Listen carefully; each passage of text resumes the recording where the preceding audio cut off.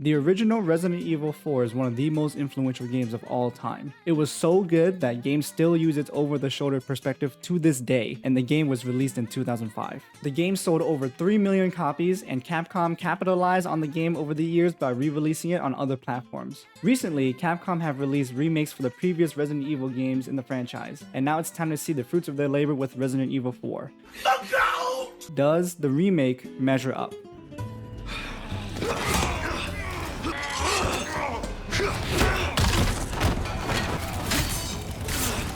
Shit. I had it.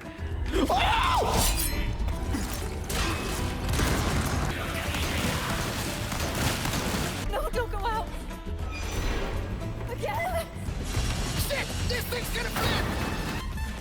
You don't leave me with much choice. You see those Steam reviews? A game doesn't simply get overwhelmingly positive on Steam, and the fact that this game is a remake of an already goated game is impressive, to be honest. By the way, spoiler warning. Remakes give me a conflicting feeling. On one hand, I feel old because I used to watch my friends play the game when I was younger. And on the other hand, I have an appreciation of how far gaming technology has come. Graphics have come a long way since 2005. There's no more potato graphics anymore, everything actually looks good. Everything has more detail, character models look really crisp, and Giga Chad Leon is sexier than ever. What did he say? The environments are terrifying and breathtaking. There are 3 main areas in the game. The village, the castle, and the island have all gotten a BBL. All 3 areas are refreshed with some added areas that are very welcome. Like for example, in the village area, there are multiple spots where you can drive the boat to that weren't in the original. In the castle, Ashley's section is completely new and much more terrifying. And on the island, there's a section where you have to defend Ashley while she's using a crane with a wrecking ball. The story is good and generally the same with a couple of changes. The tone is more serious with noticeably less cheesy lines. No thanks, bro. Though there is still fun and goofiness. Now, say, you got a smoke? You know, those things will kill you. And no walkie-talkie roasts. Since you're here, why don't I introduce you to it? It should keep you busy. Can't remember the name, huh? A senior moment, perhaps. In the beginning, Leon gets to the village during the day, but in the remake, he gets to the village at night. This makes the game feel more spooky-ooky in the beginning, adding to that serious tone. The cops in the beginning get bodied, of course, but the way it happens reminds me of the cheesy dumb horror movie character that has no logic. Like, you fuckers literally just talked about people going missing in this part of the woods. Dumbass 1 went to take a leak, and he decides to walk the furthest possible distance from the car in the woods where people go missing. Then he proceeds to follow a noise he hears deeper in the woods. Dumbass 2 notices Dumbass 1 is taking a while, so he tells Leon to go find him while he waits in the car. By himself. In the woods where people go missing. It's obvious that these guys don't know about Daddy Leon's capabilities. But yeah, natural fucking selection to move the story along, of course. Something I didn't appreciate was the fake out of the wolf not being in the same area as the last game. Damn. Oh, wait, the dog! What? I wanted to save the dog. But instead, being in a later part in the village section. You got me in the beginning, Capcom. You got me in the beginning. Like the original, when you save the wolf in the remake, it'll help you in the boss fight with the giant. The wolf shows up at the top of the quarry with the lightning striking behind it, and it was so sick. Meeting Louise is similar to the last game. You meet Louise, get bodied by the big cheese, and then you wake up chained to each other. And the way Leon pulled Louise closer to get more answers? Yo, daddy, chill! Louise's character is more fleshed out, explaining more of who he is and why he's in the same area as Leon. Louise was a researcher for Umbrella Corp, and the man simply wants to undo the wrongs he did with the whole Plaga situation. The fun banter Leon and Louise have with each other when they work together adds life to both characters. Now you owe me. Luis, heads up! Now we're even. Is it always like this with you? You find Ashley in the church. She is still the same character, but she's definitely more mature compared to the original game. She's not an annoying little shrieker that screams all the time, and she doesn't get in the way as much. She's actually pretty chill. I didn't have any problems with her, and I really enjoyed the little conversations her and Leon have when they're together. Leon, are you kidding me? Jumping across chandeliers, seriously, who does that? What are you, my mother? The Big Cheese makes a comeback, and he is the same quiet, menacing big man character. He actually has lines, and he's like a preachy missionary person, but that only lasts for a moment because it happens right before his boss fight in the barn fire. A welcome change to give him preachy lines, but it didn't do much for me. It's hard to give the quiet, menacing character lines because their character will either change entirely or be a meh addition. Maybe it could have worked by changing the character's essence a bit by making him preachy the whole time, but what do I know? After entering the castle area, Ramon comes back more mature and evil looking compared to the childish kid we met in the original. That's all I got from him. I didn't really care about his character much. Ada Wong. She's the same sketchy person that has her own motives, but also helps us when we're in a pinch. Ada is the same cool character, but my issue with her is the lines that she has and her voice acting. Some of her lines are good, but other times it comes off as really flat.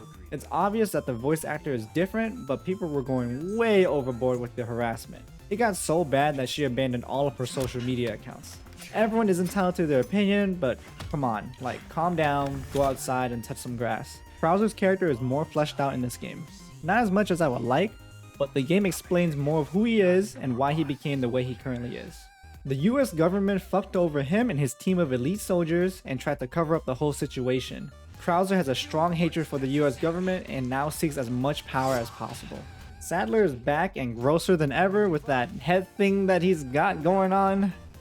That shit's fucking disgusting, dude. Oh my god.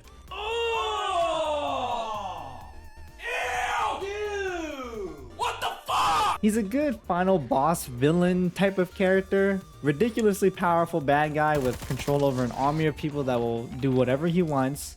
But Leon is Timothy though. The gameplay got a really nice upgrade compared to the tank controls of the original. No longer will we have to stand still while shooting, reloading, or stabbing bitches. It plays more like a traditional third-person shooter nowadays. Every gun no longer has a laser, but some can still get the laser attachment.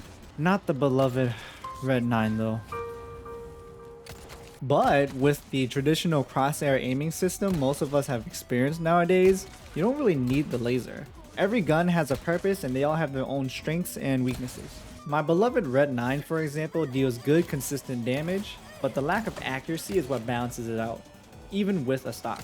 The starter pistol lets you attach a laser, and if you get the exclusive upgrade for it, the crit rate is multiplied.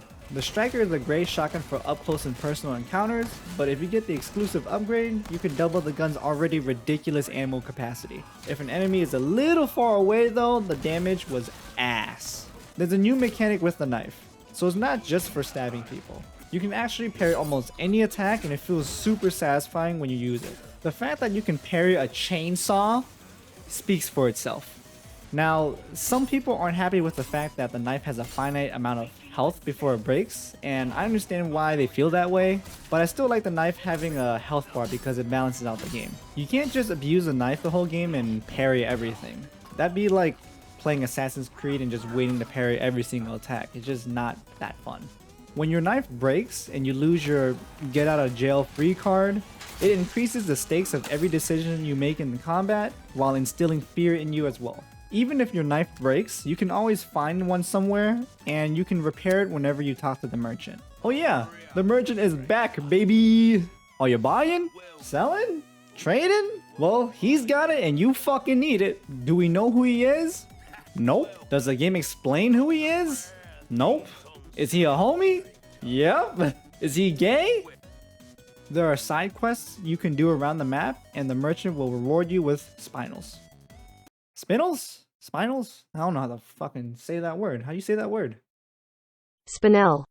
Oh. I'm gonna still say spinel. Spinal.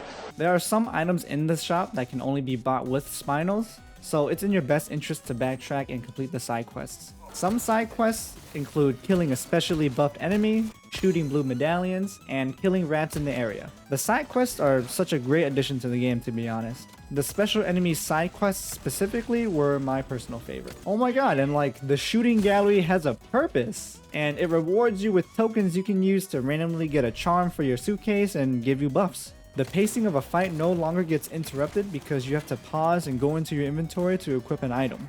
You just switch to whatever you need on the fly. Inventory cleaning simulator is still possible for anyone that wants to be teleported back in time, but there is also an auto sort button. That I ignored.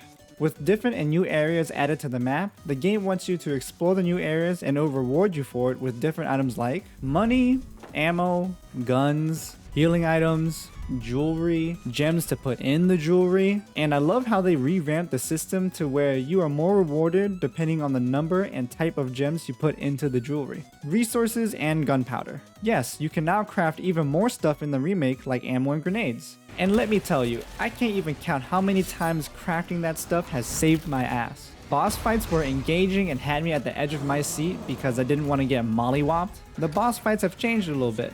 The big cheese now throws red barrels, Salazar moves around the map spitting who knows what at us, and Krauser forces us to parry and dodge his attacks. But the sections with these fuckers,